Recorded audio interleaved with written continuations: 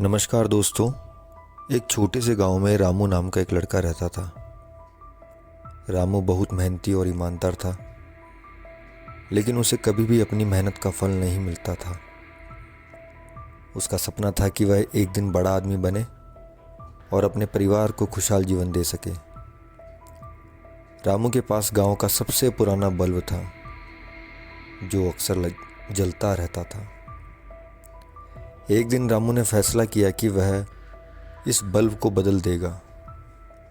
वह शहर गया और एक नया बल्ब खरीद कर लाया।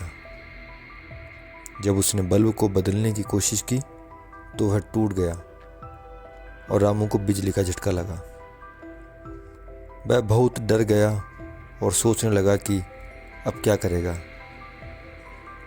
उसी रात गांव के एक बुजुर्ग ने रामू को देखा और उससे पूछा कि वह इतना उदास क्यों है।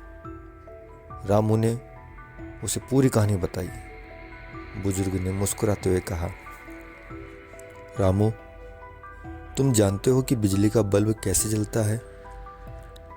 रामू ने कहा, जी हाँ, उसे बिजली की ज़रूरत होती है। बुजुर्ग ने कहा, बिल्कुल सही। जैसे बल्ब को जलने के लिए बिजली की ज़रूरत होती है, वैसे ही हमें भी अपने सपनों को पूरा करने के लिए अपनी मेहनत की ज़रूरत होती है। कभी कभी हमें झटके लग सकते हैं, लेकिन इसका मतलब यह नहीं कि हम रुक जाएं।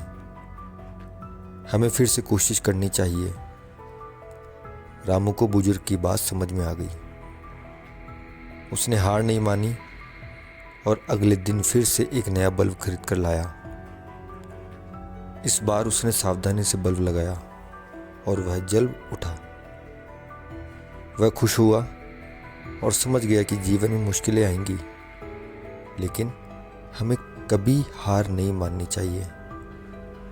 रामू ने उसी दिन से अपनी मेहनत दुगनी कर दी और कुछ ही सालों में वह अपने गांव का सबसे सफल व्यक्ति बन गया। उसने सबको यह सिखाया कि चाहे कितनी भी मुश्किलें आएं, हमें हमेशा कोशिश करते रहना चाहिए। धन्यवाद दोस्तों।